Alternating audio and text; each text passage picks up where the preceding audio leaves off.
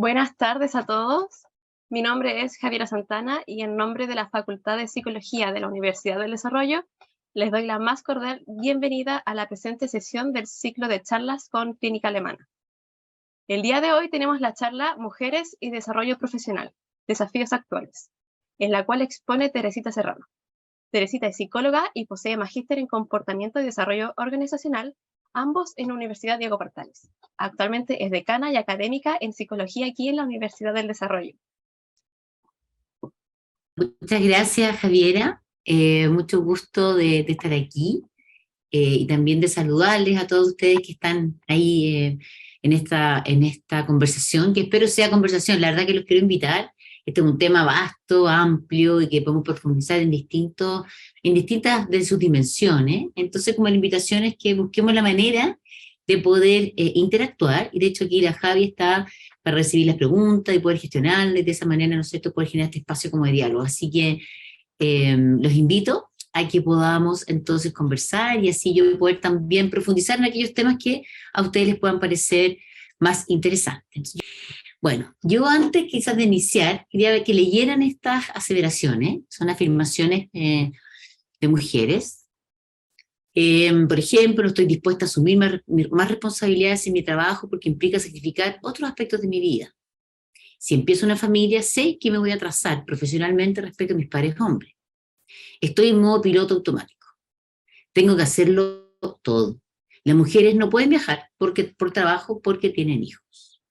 No sé si alguna de estas aseveraciones ustedes las han escuchado de alguna mujer en algún momento de su vida, o ustedes mismas, estas u otras similares que van mostrando una realidad que tiene que ver con una tensión en el mundo del trabajo. Entonces lo que yo voy haciendo es que les voy a ir contando, a propósito de esta conversación que tiene que ver con el desarrollo profesional y los desafíos actuales, voy a situar esto en un contexto, ¿no? En el contexto actual, porque así nos va a permitir entender y mencionar de mejor manera lo complejo que es este fenómeno.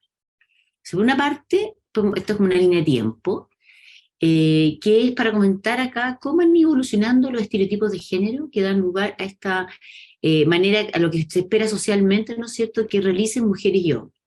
Venimos, ¿no es cierto?, de una tradición en donde había una división bastante rígida de roles, ¿no? En un pasado no tan lejano, donde la mujer estaba mucho más relegada al espacio privado y el hombre al espacio público, la mujer a las labores de cuidado y las labores domésticas, el hombre al espacio público y al ser el proveedor. Y esto, por supuesto, siempre ha habido ejemplos y situaciones en las que esto nos ha dado, ¿no? Pero en términos globales, así ha sido la forma en que nos fuimos poniendo de acuerdo como sociedad respecto a cómo asumir esta función. Pero esto ha ido cambiando de una manera bastante importante y sobre todo en este último tiempo bastante más aceleradamente. Vamos en camino, ahí el amarillo está como más en el futuro, ¿no? Hacia como lo que ya hemos llamado la corresponsabilidad y flexibilidad social y parental, ¿ya? Vamos avanzando hacia allá, pero estamos como al medio, ¿no? O al medio uno podría decir que quizás estamos un poco más hacia la derecha o un poco más hacia la izquierda, porque la verdad que tampoco podemos hablar acá que hay una sola realidad, pero estamos en un periodo de transición, donde básicamente, y esto es bien importante que lo tengamos como ejemplo, que es que coexisten dos modelos que son antagónicos. Estas dos expectativas de rol compiten y tensionan la vida de hombres y mujeres en nuestra sociedad. Entonces eso va a ser un tema transversal en nuestra conversación. Y esto yo creo que se ve asentado, ¿no?, por el hecho de que el trabajo ha pasado a constituir un soporte identitario de la mujer. Hoy día probablemente son pocos los que pueden discutir que la mujer se ha incorporado, tiene intenciones de seguirse incorporando y además disfruta, ¿no es cierto?, de los desafíos que implica el mundo laboral y se proyecta en él y quiere proyectarse, ¿no? Entonces es algo que ya uno podría decir no tiene un retroceso. Llegó para quedarse y al revés, para acelerarse y probablemente integrarse de una mejor manera. Pero este fenómeno, como yo les decía, es multideterminado, ¿sí? Y por lo menos podemos hablar de un nivel que es más público, un nivel a nivel de las organizaciones, ¿no es cierto?, de la organización donde las personas trabajan, y a nivel también de la propia persona. ¿Y en qué se traduce esta tensión? ¿Ya? En nuestro país, y aquí vamos a situarnos más en nuestro país, porque esto es un fenómeno, por supuesto, mundial y hay realidades distintas en distintos tipos de países, pero vamos a hablar un poco más de Chile. ¿Y qué se traduce esta tensión? Por una parte, se habla de una baja inserción laboral de la mujer, ¿no? Hay más o menos alrededor, siempre estas cifras son un poquito relativas, pero hoy día si hacemos un corte un 48% de las mujeres están insertas en el mundo laboral versus los hombres en un 72%. Y en Chile, más de la mitad de los egresados de universidad son mujeres. O sea, esto no tiene que ver con un tema de entrenamiento, de capacidades, ¿no? Por otra parte, ¿no es cierto?, la baja representatividad de las mujeres en puestos de poder, aquellos puestos donde hay toma de decisiones, llámese poder público, poder simbólico, poder social. Ahora, ¿qué vamos a decir? Que igual había un aumento, de hecho, en los últimos años se puede experimentar un aumento del 10 al 20%, o sea, realmente uno podría decir que había un aumento, pero todavía esto es bajo respecto a los países de la OECD y también Latinoamérica, ¿ya? De hecho, estamos bajo el percentil 25. Entonces, y también otra cuestión que es bien importante, que también explica un poco esta tensión, es que muchas veces las mujeres tienen que interrumpir sus trayectorias laborales, por distintos motivos, muchos de ellos asociados al cuidado. De hecho, solo un tercio de las mujeres tienen una carrera sin interrupciones, y luego tienen bastante dificultad para reinsertarse, ¿no? Porque al perder, ¿no es cierto?, el tiempo de estar inserto, estar en labores generalmente de cuidado de personas dependientes, el reinsertarse tiene un alto costo, ¿ya? De hecho, si ustedes se fijan ahí, una de las aseveraciones que estaban al principio decía relación con esto de yo no quiero como iniciar una familia porque temo, ¿no es cierto?, que voy a perder como en el fondo, si me comparo como con los hombres, voy a perder derechos, voy a perder posibilidades. Entonces, postergo, ¿no?, el hecho de, por ejemplo, tener familia, esto para aquellos que desean eso, porque en el fondo siento que eso me va a permitir, me hace perder una posibilidad, cosa que uno se da cuenta que eso es real en muchos casos. Ahora, también venimos de una situación de pandemia, ¿no?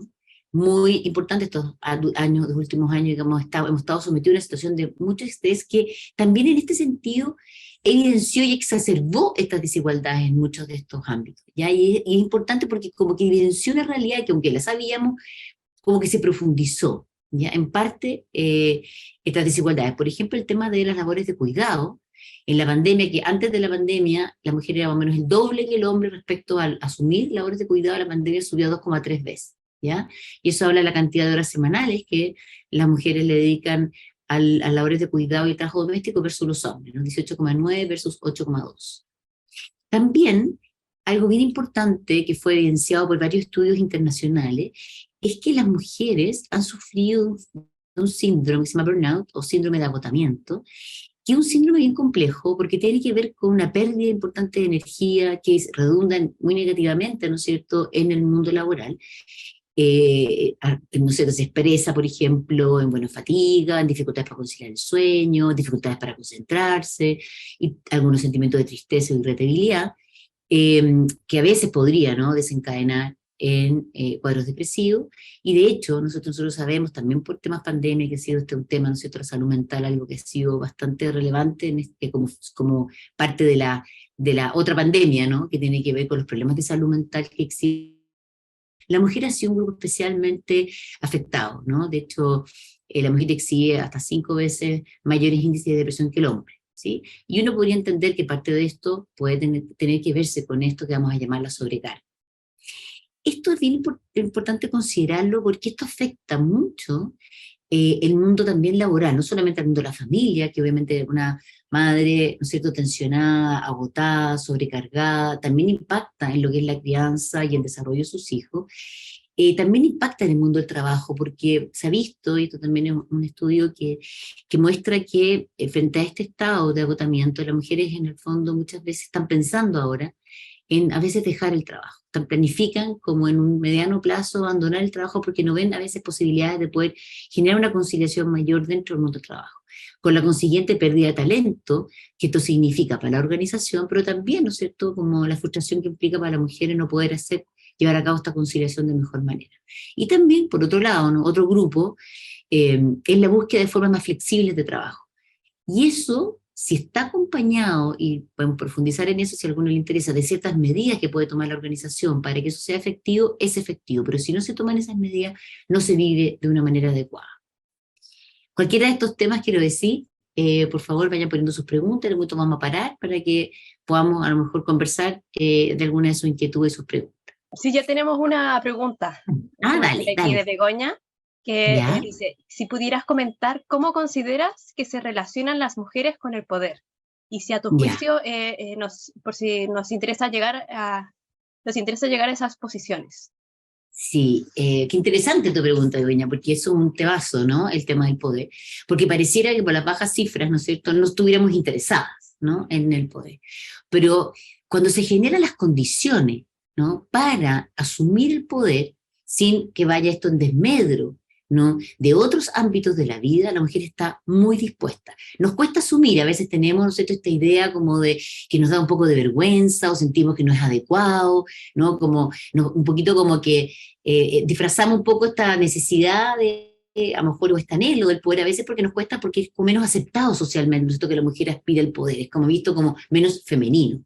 Pero lo que se ha visto es que cuando se generan estas condiciones, por ejemplo, países como Noruega, que han ejemplo en el mundo respecto a la ley de cuotas, donde las mujeres en el fondo han accedido a puestos de poder, poder en el fondo social, poder público, la verdad es que el 40% de las mujeres sí accede, casi, ¿no es cierto?, paritario con los hombres. Entonces, yo te respondería frente a eso que, por supuesto, hay distintos tipos de personas. De hecho, quería decir, cuando uno habla de la mujer, uno no puede pensar como que si todas las mujeres fuésemos iguales. Las mujeres también tienen distintas características, distintas aspiraciones, distintas capacidades. No podemos como igualar, ¿no es cierto?, a la mujer como si fuese un solo grupo que comparte, es muy heterogéneo, ¿sí?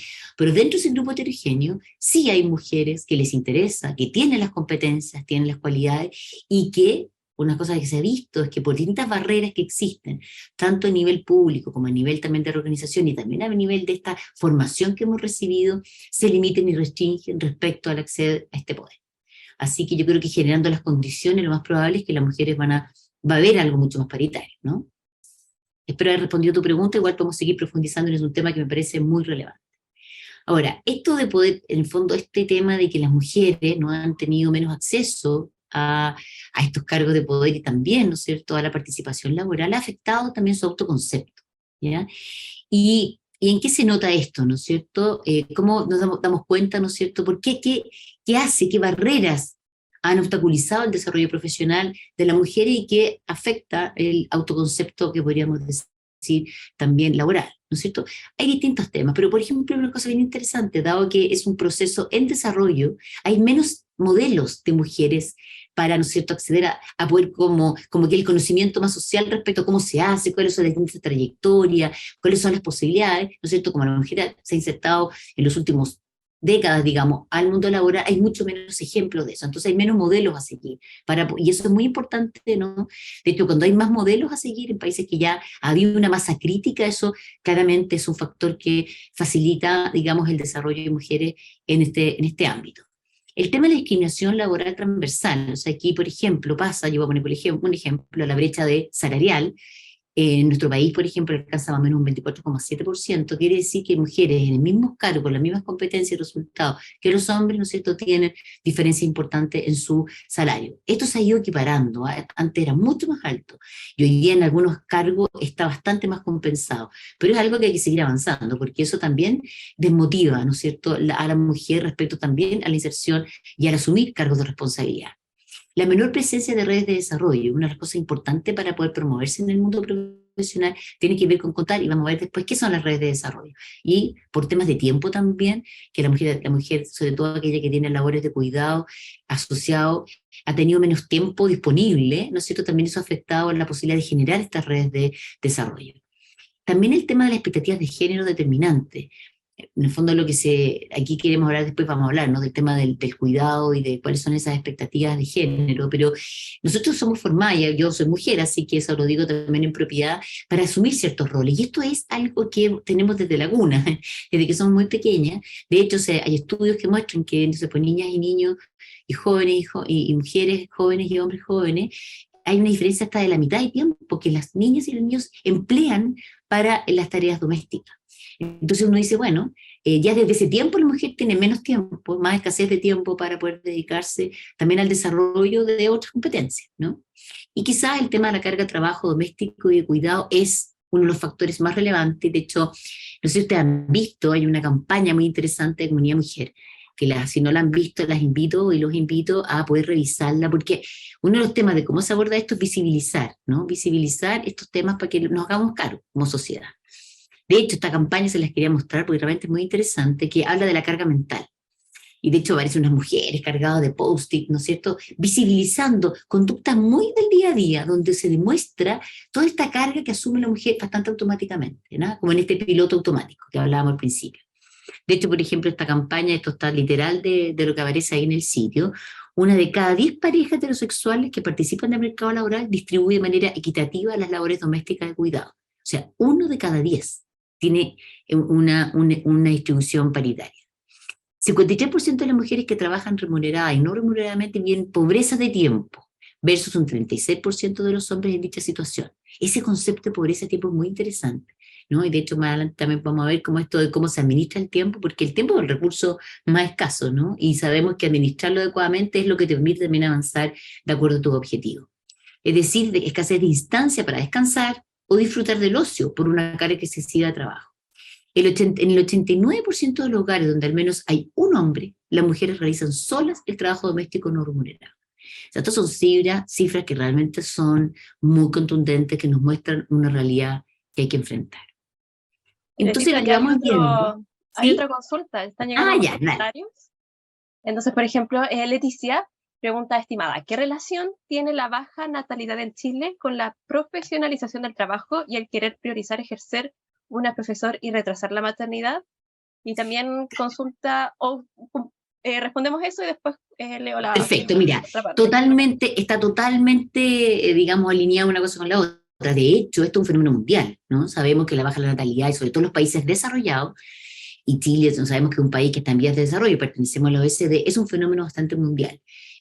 Pero en Chile eso está completamente, digamos, alineado. O sea, la baja maternidad tiene mucho que ver con que, ¿no es cierto?, la mujer siente que es ella, bueno, esto estamos hablando de la pareja, pero si es la mujer la que toma la decisión, que siente que compite una cosa con la otra. O sea, ¿no es cierto?, eh, o se desarrolla profesionalmente o, ¿no es cierto?, accede a la maternidad. No se ve como compatibilidad. De hecho, se habla algunas veces de pseudo-conciliación, porque no sabemos si la mujer toma la decisión porque realmente no quiere la maternidad, no sé, sabemos opción muy válida, o porque no ve la posibilidad de hacerlo. Y en algunos casos, y las investigaciones muestran que muchas de ellas se restan de esta alternativa o la retrasan. Sabemos que hoy día se ha retrasado de manera muy relevante, ¿no es cierto?, la maternidad, llegando, ¿no es cierto?, a cifras que han sido históricas, porque por último dicen ya ahora, ¿no es cierto?, están como que concentran su primer desarrollo en el desarrollo profesional y postergan la maternidad para más adelante con las consecuentes, bueno, efectos que eso puede tener, ¿no? Pero sí, a tu pregunta diría yo que está completamente relacionado. Y la otra parte de la pregunta era qué estrategias o desafíos se están abordando actualmente para poder revertir esta problemática de trabajo femenino y natalidad. Uy, qué interesante. Mira, yo ir respondiendo esa pregunta, hagamos una cosa. ¿Quién hace esa pregunta? Leticia. Leticia. Todavía Leticia que mira, vamos mirando la presentación y si no queda respondida tu pregunta al final, la retomamos al final, ¿te parece? Ahí vamos a estar esperando Eso, vamos a estar atentas. Ahí te pido, Javi, tú que estés atenta porque si no es así, la retomamos al final. Sí, ¿Ya? dijo que muchas gracias. También está el comentario de Carolina. ¿Lo leo ahora? Dale. Sí, por Dice favor. que le gusta escuchar la carga que asume la mujer casi automáticamente porque solo tenemos en la vida lo que permitimos. Pedir ayuda y delegar tareas es responsabilidad de la mujer para poder darse más tiempo a ella y su desarrollo. Pero mira qué oportuno tu comentario, porque estás llegando a mis conclusiones, así que me parece muy bien. Y yo solo voy a agregar a tu respuesta que nosotros lo que estamos diciendo es que no solamente es un tema de ella, no es solamente una decisión de la mujer, porque eso vendría a ser otra carga, hacerse cargo de no tener carga, ¿sí? Entonces el planteamiento que quiero como instalar es que esto es una corresponsabilidad social, o sea, tiene que ver con todos los actores, tiene que ver con que distintos actores sociales asuman en ese sentido una responsabilidad sobre el tema del cuidado. Si es así, probablemente también la mujer se va a sentir que hay un contexto mucho más apropiado para este desarrollo. Pero sí tú tienes razón, pero yo agregaría una coma y completaría la oración demostrando que esto tiene que ver con ella, pero también con el resto, digamos, de la sociedad.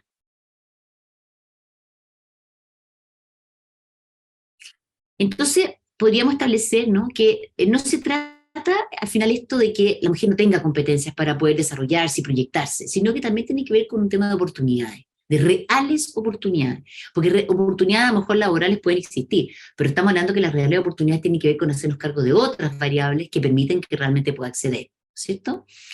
¿Y por qué es tan importante esto? Dijimos que para la mujer era muy importante porque se proyecta, ¿no?, en su desarrollo, y sabemos que es muy importante el desarrollo pleno, ¿no es cierto?, de toda nuestra sociedad y en todos los ámbitos. Eso es algo que todos pretendemos, porque no solamente es importante para la mujer, es muy importante para todos, para nuestro país. De hecho, es un factor clave para el desarrollo de los países, ¿no? De hecho, por ejemplo, el BID, el Banco Interamericano de Desarrollo, estima que la participación femenina podría aportar hasta 172.000 millones de dólares, 2 veces el PIB mundial. O sea, esto es clave y relevante para el progreso de los países. Y además, por ejemplo, la inserción en los directorios, que es uno de los cargos de poder importantes, que ha habido, no sé si están fijados, campañas para que las mujeres se inserten en los directorios, porque los directorios son el ámbito de toma de decisiones de una organización, ¿no es cierto? Las conclusiones, cuando se ha visto, ¿no es cierto?, que las mujeres, que estos directorios integran de una manera más clara a mujeres, han habido aumento de las ganancias económicas, de prestigio, y esto es bien importante para las organizaciones, también de reputación, porque pareciera que esto está muy en sintonía con los nuevos tiempos. La mujer trae diversidad, nuevas visiones, como salir del pensamiento grupal, ¿no es cierto? Porque si las personas son muy parecidas, no van a estar pensando muy innovadoramente, sabemos que tenemos grandes desafíos, entonces trae un pensamiento que amplía la mirada. Y eso ya se ha visto en los directorios, entonces claramente el aporte en ese sentido es muy relevante. Y también, ¿no es cierto?, que la mujer trae todo lo que son los temas de diversidad e inclusión tan necesarios, sabemos, para nuestro país hoy día, nuestra sociedad en general, para la integración social. Entonces trae una mirada distinta y complementaria que es muy necesaria. Entonces, ahora vamos a ver, bueno, cómo se aborda esto, porque estamos diciendo que esta es una problemática, ¿no es cierto?, que estamos viviendo, que hay que visibilizarla. Entonces vamos a ver cómo esto se aborda. Y un poco como yo le he planteado como respuesta, es como hay que hacerlo en distintos ámbitos, tenemos que abordarlo en distintos ámbitos, no vamos a sobrecargar a la mujer para decirle solamente tú encargo. Y esto implicaría algo así como de la sobrecarga a la corresponsabilidad, ¿ya? Ese sería como un lema. Y en ese sentido vamos a ver algunas prácticas como a nivel organizacional, que me voy a situar más en aquellas que yo creo que más le interesan a ustedes, que son como más bien qué vamos a hacer nosotros como mujeres, ¿no? A nivel de la organización, lo que se ha visto, y esto también hay mucho estudio al respecto, y si quieren profundizar lo podemos hacer, que es cómo se implementa metodología de trabajo bajo perspectiva de género. ¿Y qué quiere decir eso? Como liderazgos que sean sensibles, que genere seguridad psicológica, y diseña acciones, por ejemplo, para enfrentar el tema del burnout, o lo que hemos visto también, por ejemplo, hoy día con esta que se ha llamado la epidemia de salud mental, también los temas de salud mental.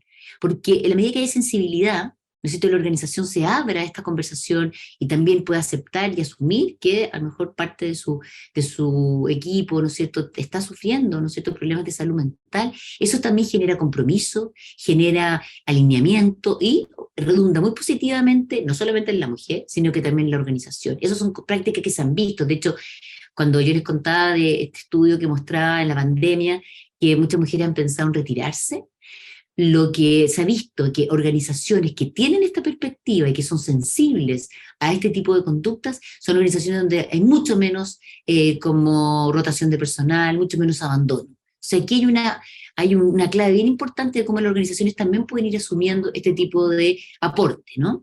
Otro es la flexibilidad laboral, pero no solamente para las mujeres, también para los hombres.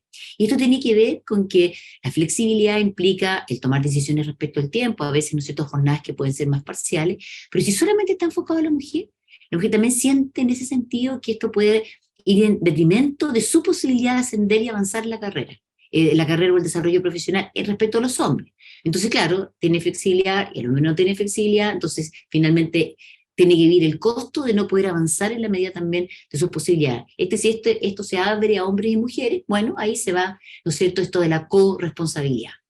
Políticas salariales que evitan la brecha de género, porque eso es muy desmotivante y también, ¿no es cierto?, dificulta que la mujer se quiera promover y aspire, ¿no es cierto?, al desarrollo dentro de las organizaciones. Y lo que está relacionado con lo otro, que es políticas de desarrollo y promoción de carreras que sean transparentes y claras.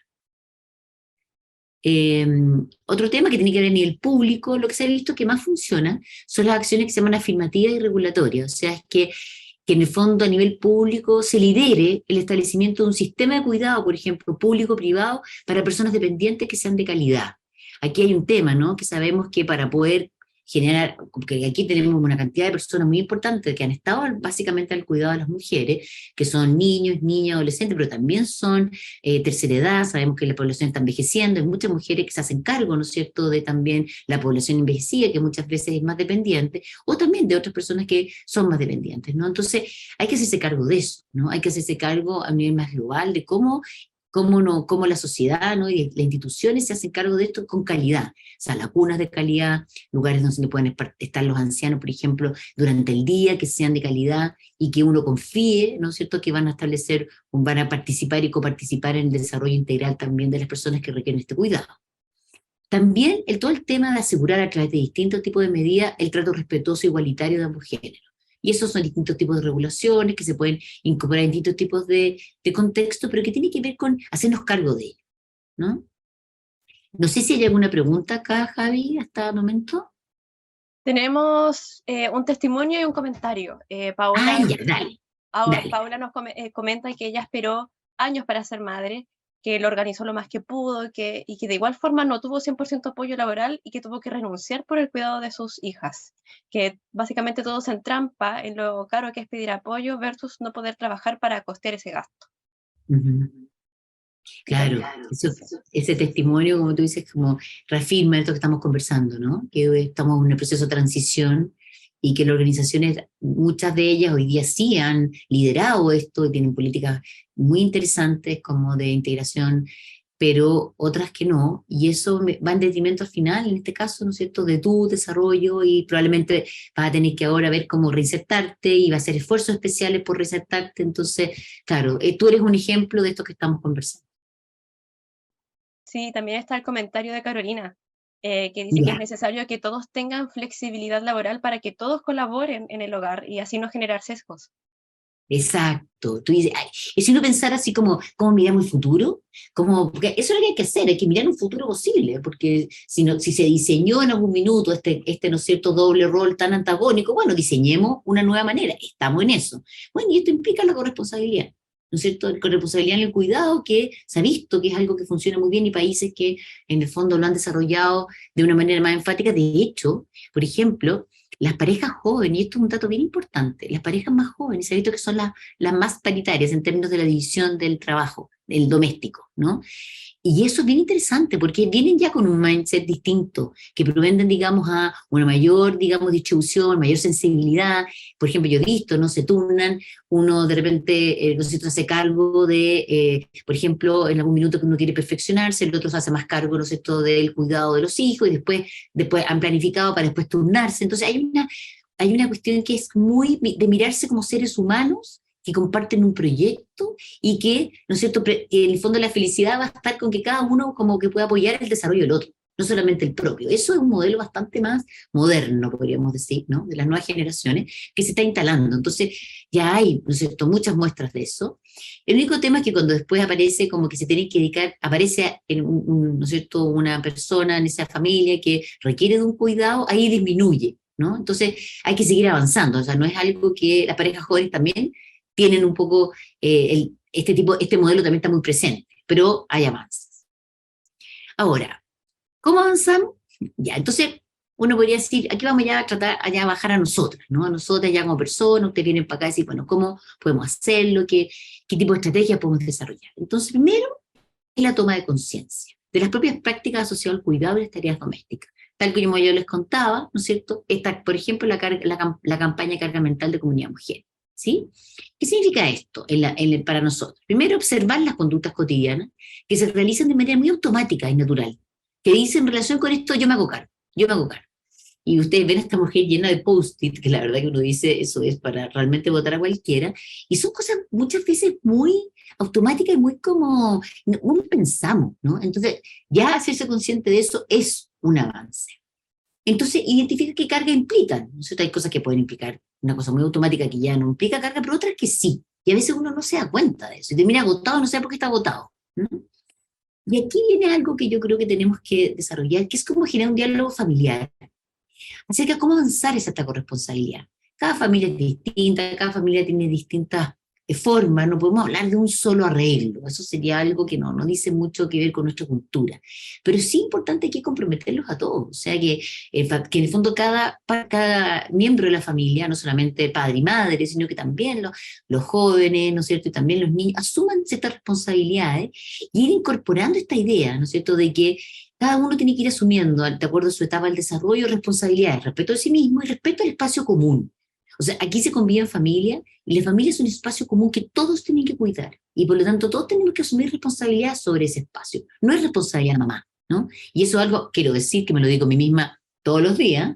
Yo que estoy en esto, estoy todos los días, o sea, tengo mucho automatismo y quiero decir que me cuesta cualquier cantidad y me lo tengo que repetir y probablemente me queda tengo una brecha gigante por avanzar, porque yo me crié mucho también en este ambiente como de hacerme cargo de automática, de lo automático de hacerse cargo.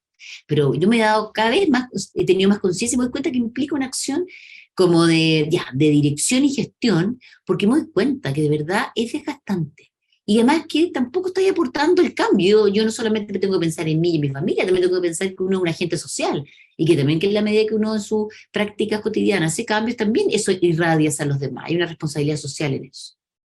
Y, y estimular en ese sentido es que los demás se empoderen de este nuevo rol y asuman responsabilidades de manera activa y autónoma. Y quiero decir aquí por qué empoderen, porque a veces nos pasa que como nosotros las mujeres sabemos que lo hacemos bien y tenemos toda la experiencia de hacerlo, como que uno dice, ay, pero hazlo de esta manera, uno corrige, no lo hiciste bien, o hazlo de esta manera, y uno se pone toda mandona. Yo creo que aquí hay que empoderar al otro, hazlo y uno tiene que soltar, porque la manera que el otro lo hace no necesariamente la manera que a uno, pero eso implica ponerse en otro lugar, tal como en el mundo del trabajo, uno ha querido como mujer poner su perfil, poner su sello, ¿no es cierto?, como persona, bueno, también en la casa, los otros en la familia tienen que poner su sello, a lo mejor las cosas no van a ser exactamente como uno quiere, y yo creo que eso de empoderar al otro, es muy importante para que esto funcione. Y hay algunas estrategias a nivel personal, podríamos profundizar en ellas, les voy a nombrar y veamos qué interés tienen, digamos, de profundizar en ellas o en todas ellas. Una tiene que ver, ya estamos hablando ahora de ya nosotras como mujeres, ¿ya? Bajamos ahí a lo más propio. Uno, el diseño activo de la carrera profesional, basado en cada etapa de la vida profesional y personal. Ahí faltó una L. Esto es bien importante porque nosotras, las mujeres, muchas de las mujeres, como que no planificamos nuestro desarrollo profesional de manera tan activa. Fuimos aprovechando oportunidades, probablemente en algún otro momento lo fuimos tomando, pero aquí la idea es como realmente una cosa afirmativa de hacer diseño. Un diseño dinámico, activo y también obviamente flexible, pero que tenga que ver con ir reflexionando respecto a dónde estamos, qué es lo que queremos, cómo seguir avanzando, o sea, instalar una forma de apropiarnos de nuestro desarrollo profesional activamente, ¿no? Después, por otra parte, que esto es muy importante, es el diagnosticar y potenciar nuestras redes de desarrollo y apoyo. Y esto es clave, se ha visto que es clave para el progreso y el avance de las mujeres en el mundo del trabajo. Y esto otro, que es también dimensionar y gestionar el tiempo como un recurso valioso y escaso, que es algo de lo que hemos estado hablando.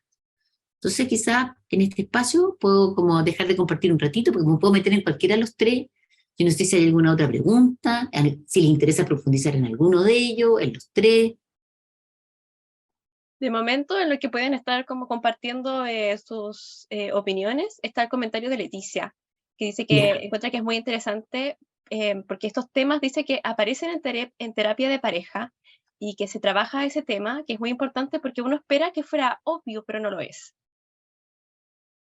Absolutamente, y eso es lo interesante, esto es lo más bonito de esto. De hecho, junto con la Javi hablaba un poquito antes, ¿no? Esto está pasando y es tan automático que uno tiene que hacer un esfuerzo por parar y ver, no es algo automático. Entonces, en ese sentido es muy atractivo y es muy emergente, ¿no? Lo que puede aparecer y lo que puede irse modificando, o sea, tampoco sabemos muy bien cómo eso se va a ir seguir dando, algo que se está dando. Y por lo tanto, como tú dices, parar, mirar, reflexionar, de estos autos automáticos y poder cómo uno se quiere posicionar en eso y evaluar cómo hacer el cambio, es un desafío que yo les aseguro que va a tener, al menos los va a hacer moverse de donde estamos. O sea, si estamos hoy día en un lugar, Al menos, a lo mejor no vamos a llegar al final del camino, porque sabemos los psicólogos además que el cambio no es una cosa tan fácil, es bastante complejo, requiere energía también. Entonces quiero decir que las energías compiten, sabemos que, eso sabemos, ¿no es cierto?, desde también la neurociencia, nuestras energías compiten, entonces sabemos que nos vamos a ir por lo más automático porque es lo que menos al final nos desgasta, en un sentido es como paradójico, ¿no? Pero bueno, uno puede elegir algunas cosas que son las que más probablemente eso lo que les, lo que más afecta o está sintiendo uno que lo limita.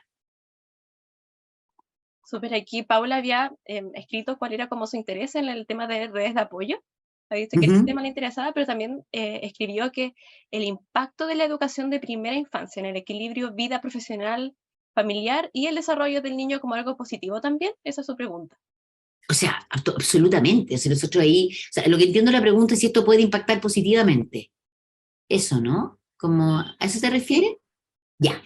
O sea, totalmente en la línea. Porque cuando uno piensa en el desarrollo de los niños, niños contentos, felices, van a ser también con padres felices, ¿no es cierto? Padres más integrados, padres como que puedan tener una vida más integrada, ¿no? No tan tensionada. Entonces, sí, y padres que también estén activos, desarrollándose en distintos ámbitos de la vida, y eso hace que también, ¿no es cierto?, todo el apego y toda la disponibilidad mental que pueda tener el padre y la madre para, ¿no es cierto?, el desarrollo de sus hijos es muy importante. Entonces también estos modelos de padres que pueden, padre y madre que pueden, ¿no es cierto?, integrar estos aspectos, genera al tiro un tipo de vínculo seguro, ¿no?, en donde el niño puede ver que la mamá y el papá se van y vuelven, ¿no?, y vuelven además con historias, con perspectiva, con intereses, que también a ellos y a ella nos motiva en su propio desarrollo. Entonces se genera algo muy fructífero. Yo creo que esto, si lo vamos haciendo y lo vamos gestionando adecuadamente,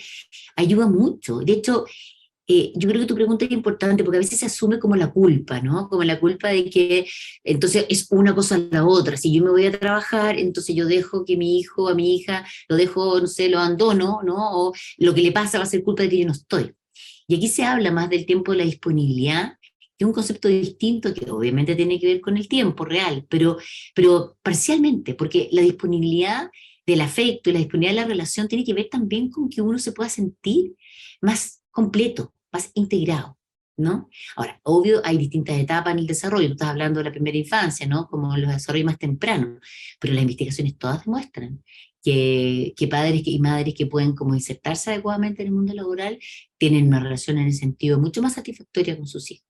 Entonces creo que ahí hay un punto por resignificar para las terapias de pareja, como tú estás trayendo como inquietud, que me parece súper relevante, porque si no se vive desde la culpa, y se vive y eso yo creo que al final lo que termina pasando es que eso va en detrimento, ¿no? De, no solamente del niño, sino que también de la madre y el padre. Súper, de momento no hay ni otro comentario, pero ahí está Paula que había dicho que le interesaba el tema de las redes de apoyo, Muy bien, que entonces para vamos a profundizar en seguir eso. adelante con eso. Vamos a volver entonces a la presentación. Ya, entonces vamos, mira, la verdad es que voy a pasar por las tres porque son bastante, digamos, como conectadas una con la otra. Mire, por ejemplo, el tema del diseño activo de la carrera profesional. Esto tiene que ver, como yo decía, con reflexionar acerca del desarrollo profesional, de acuerdo a tus intereses, motivaciones, aptitudes, oportunidades, pero esto yo lo encuentro muy claro, incorporar la biografía, ¿no? Porque uno tiene una biografía, uno tenía una historia de motivaciones, de qué es lo que más lo hace sentir cómodo, qué es lo que más le interesa, dónde siente uno que despliega todo su potencial versus otros aspectos, otros espacios donde uno siente que más bien se resta, se incomoda. Eso es muy importante, que uno vaya siendo consciente de eso entendiendo esto como un proceso muy dinámico que se da a lo largo de la vida. Y esto también es bien importante, porque hoy día sabemos, ¿no es cierto?, todo lo que es el aprendizaje a lo largo de la vida. Uno estudia una carrera o estudió una profesión, ¿no es cierto?, tiene una cierta capacitación. Pero resulta que años después uno empezó a decir, yo soy psicóloga y después, no sé, me interesa la administración. Entonces yo puedo hacer algún curso una formación, donde yo me voy por la administración. Pero después puede ser que me interese a lo mejor profundizar en algún aspecto específico. Entonces uno va haciendo, y esto es muy importante en los tiempos modernos, en que uno va haciendo un recorrido bien dinámico, bien lo que nosotros llamamos único. De hecho, hay estudios de trayectorias que son muy interesantes, porque uno se da cuenta, empezó de aquí y terminó en un lugar completamente distinto. Y hay muchas historias de eso. ¿Y eso qué significa? Que esto es tan dinámico que uno tiene que irlo gestionando y haciéndose la pregunta y evaluando. Y a lo mejor, ahora no es que uno diga, me equivoqué estudiando esta carrera. No, sino que uno cambia sus intereses, va como modificándose, va siendo muy dinámico. Entonces, entender el proceso de carrera también como un proceso dinámico que va modificándose y uno va aprendiendo y se va proyectando en distintos ámbitos. Y eso hay que gestionarlo, ¿sí? Asumir entonces esto que es un proceso en constante definición y evaluación, ¿ya? Diseñar más de una opción. Aquí hay una técnica que si alguien quiere profundizar después podemos conversar, que es un poquito, porque de repente uno tiene como un plan y se cierra un plan, ¿no? Entonces te hacen formar al menos 2 o 3 planes. Uno como el plan típico que tú más o menos has diseñado, otro plan alternativo, y lo más importante, un tercer plan muy alternativo. Porque con eso tú tensionas un poco la obviedad y dices hasta dónde yo soy capaz de llegar y hasta dónde yo sería capaz, ¿no es cierto?, de transgredir mis propios límites, ¿no? Y en eso uno a veces se encuentra con posibilidades que no son tan descabelladas y que a lo mejor sí podría indagar en eso, cuando se salió de ese espacio de comodidad. Entonces, esa invitación que yo he visto que yo soy mentora de mujeres ahí en Comunidad Mujer, y he visto que eso, por ejemplo, es una cosa bien interesante, ¿no? Como cuestionar esa obviedad. Y reflexionar sobre las propias competencias socioemocionales, porque sabemos que a la base, ¿no es cierto?, un desarrollo exitoso está la capacidad de comunicarse, la capacidad de regularse emocionalmente y otras competencias que están a la base de cualquier desempeño, pero sí del desarrollo de carrera. A veces uno siente que su principal limitación es porque le cuesta comunicarse, que le cuesta, ¿no es cierto?, decirlo, ser asertivo, que le cuesta, ¿no es cierto?, pedir ayuda. Entonces, ese tipo de cuestiones son muy relevantes también cuando uno quiere proyectarse profesionalmente. Y después de lo que tú querías, el tema de las redes. Bueno, las redes de desarrollo son las relaciones que facilitan el desarrollo personal y profesional, permiten generar y aprovechar las oportunidades de desarrollo y son especialmente importantes en la inserción y en el avance de carrera. Y lo que se ha visto, bueno, que permiten la exploración, expresión y conocimiento de sí mismo, más allá de la situación presente. Son esas conversaciones que tú tienes que te permiten ir un poquito más allá, que te miran, que te dan feedback, que te ponen en otros escenarios, que tú puedes ir y contar con esa conversación, que tú quieres buscar a esa persona para decir, ¿qué estás pensando tú? ¿Cómo me ves? ¿O cómo ves esta posibilidad que estoy observando? Tú, y cómo esa persona además, todo lo que son las redes de mentoría, ¿no? Como los sponsors, que es como apoyarse en otros, pedir ayuda, pero en otros que también como que te hacen mirarte, pero que también permiten también como proyectarte en este desarrollo, porque a veces ven cosas de uno que uno no ve, ¿sí? Se ha visto que las mujeres que tienen más, porque hay 2 tipos de redes, ¿ya? Están las redes de desarrollo y también están las redes de apoyo. Y las redes de apoyo son como más instrumentales, son aquellas personas que a uno le ayudan en el día a día como a poder conciliar, ¿no es cierto?, de sus distintos mundos. Son muy importantes, son básicas. O sea, uno podría decir, eso es el nivel básico, ¿no? Si no tengo redes de apoyo, ahí, y de hecho uno puede hacer un diagnóstico, después les voy a mostrar ahí, uno puede hacer un diagnóstico. Ya, las redes de apoyo son claves, son aquellas que me permiten a mí el desarrollo, digamos, de mi día a día con una cierta normalidad. Pero las redes de desarrollo son aquellas que me proyectan, son inspiradoras, puedo conversar cosas difíciles con ellos, puedo proyectarme de una manera distinta, puedo ver cómo me ven y puedo aceptar de esas personas también que me digan cosas que me importan, ¿no? Y que a veces me pueden doler, ¿sí? Entonces, la invitación es, hagan un diagnóstico ustedes de sus propias redes de apoyo y de desarrollo, considerando, por ejemplo, la cantidad, así concretamente, ¿cuántos tengo? ¿No es cierto?, en cantidad, pero también en variedad, es decir, cuán heterogéneas son, ya son, no sé, pura gente de mi profesión o no, yo tengo una red amplia de distintas profesiones o de personas que pertenecen a distintos tipos de trabajo o personas que son de distinto etnia, etcétera, ¿no? Como, bueno, dice yo, ¿cuán diversa es? Y ¿qué compromiso tengo con ella? Porque también, mientras más fuerte ese vínculo, se genera una confianza que permite movilizarse hacia objetivos comunes. O sea, yo siento que nos influimos mutuamente, ¿no? Yo aporto y me aporta, entonces siento que esa red me ayuda a mí a desarrollarme, siento una confianza también cuando uno quiere plantear dudas o inquietudes respecto a su desarrollo profesional, son personas a las que yo puedo acudir, ¿sí? Muy importante, hagan su diagnóstico, vean, uno se encuentra con sorpresa a veces, que tiene mucho menos redes, a veces las mujeres que tenemos bastante facilidad para esto, lo que más atenta contra esto es el tema del tiempo.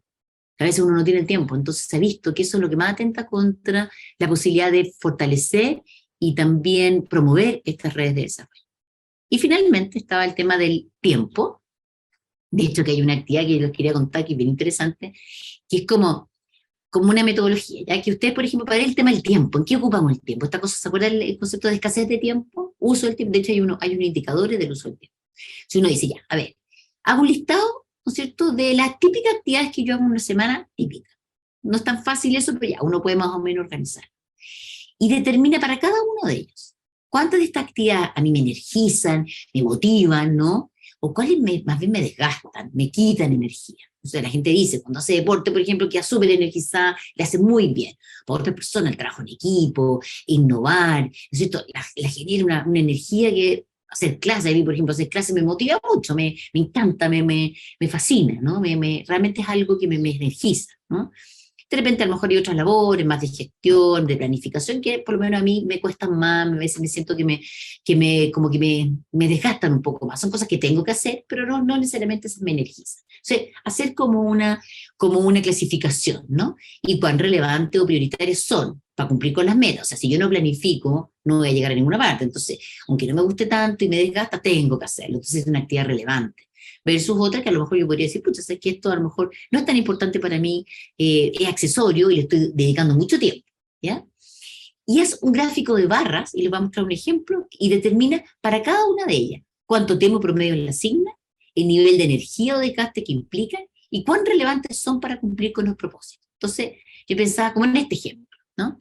Uno tiene la barra del cero, entonces hay algunas que pueden ir hacia abajo y otras hacia arriba. Puede ser que la anchura implique, ¿no es cierto?, la irrelevancia y a lo mejor la altura, la cantidad de energía, y hacia abajo del cero es lo que te desgasta y hacia arriba es lo que me energiza, ¿sí? Y uno puede poner ya toda la actividad de autocuidado, por ejemplo, no sé, como el tiempo del ocio, el tiempo para hacer ejercicio, el tiempo para meditar, el tiempo para, etcétera, ¿no? Otro puede decir también todo el tema de las relaciones sociales, en la relación con la familia, cuánto tiempo le dedico a eso. Perfeccionamiento, ¿no? Que en el caso, por ejemplo, mío, es súper importante. ¿Cuánto tiempo realmente le dedico a eso? Que es algo que me energiza y lo necesito. Y a veces, no sé, también puede ser muy costoso. Reuniones de coordinación, ya, cuidado de otros, en fin. ¿Ya? Eso podría ser como una fórmula. Esto es un ejercicio que les pongo aquí a disposición por si quieren avanzar ustedes también reconocer eso. Entonces, antes como de finalizar y dejar de compartir y a lo mejor terminar la conversación, quería decirle, bueno, si uno pensara yo empecé, ¿se acuerdan? La presentación como con algunas afirmaciones, ¿no? De dónde podíamos estar hoy día, cuáles serían ciertas barreras que nosotros podemos estar observando y nos tensionan. ¿Y qué pasa si, y podríamos completar con muchas otras que a lo mejor se les puedo preguntar ahora, qué pasa si nosotros hacia el futuro vamos viendo, terminamos con otras afirmaciones? Por ejemplo, estoy dispuesta a asumir más responsabilidad en mi trabajo porque sé que puedo integrar otros ámbitos de mi vida que son muy relevantes. O con mi pareja nos planificamos de tal manera que cada uno tiene su espacio para capacitarse, asumir tareas de cuidado y tener una vida social propia. En mi familia nos dividimos las tareas domésticas, cada uno de acuerdo a su edad asume responsabilidad, es tarea de todos. Las mujeres pueden viajar por trabajo porque tienen una red de soporte. Estoy muy consciente del uso de mi tiempo. Ahora voy a dejar de compartir para que terminemos de conversar. Voy a partir con el comentario que había hecho Carolina, que había dejado varios comentarios durante estos puntos, y partiendo con el punto del diseño de carrera, que lo entiende como conectar con las pasiones personales y tener una vida con propósito, y así también lo entendí yo. Que le encantó escuchar hablar del proceso dinámico porque uno está viva y evolucionamos. Exacto, exactamente. No hay que verse como, ay, me equivoqué, tomé esta decisión y ahora, no, la vida es larga, acuérdense que se supone que vamos a vivir al menos más de 80 años.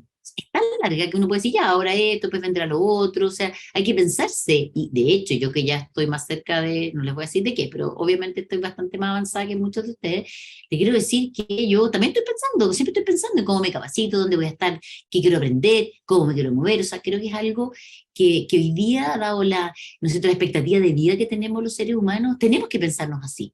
No es que vamos a empezar en uno y vamos a terminar para nada. También Paola agradece por la charla, Carolina también dice que muchas gracias por compartir este tema y sobre todo por la forma que lo abordas, que generalmente lo que uno escucha es un discurso que victimiza a la mujer, y Teresita invita a repartir responsabilidades, lo que le parece más efectiva la estrategia. Y también Leticia dice que excelente charla y que muy dinámica para explicar todo clarito. Ah, excelente, que me encanta. Yo la verdad es que disfruto de esto, me encanta como poder compartir con ustedes, escucharla, porque claramente eso es algo que a mí me fascina. Y decir que sí, yo estoy de acuerdo con ese comentario. Yo creo que acá esto ha ido evolucionando, nos arreglamos como sociedad de una manera que fue adaptativo para ese momento, no vamos a echar para atrás porque tiene toda una explicación.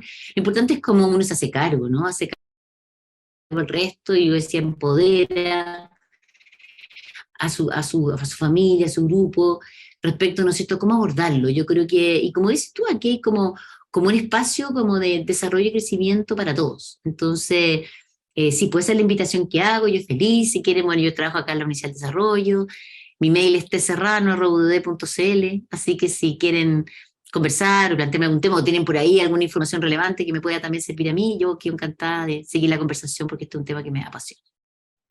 Bueno, primero que todo, agradecer enormemente a ti, Teresita, por tu tiempo y tu disposición en esta charla, que es un tema súper interesante, que hasta sentí, y creo que los espectadores deben pensar lo mismo, que se hizo súper corto el tiempo. Ujú.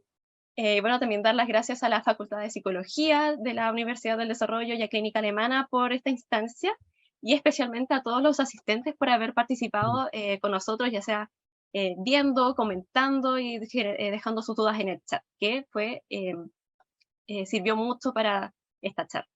Así que oficialmente hacemos el cierre y que tengan un buen resto de semana. Nos Chao. vemos.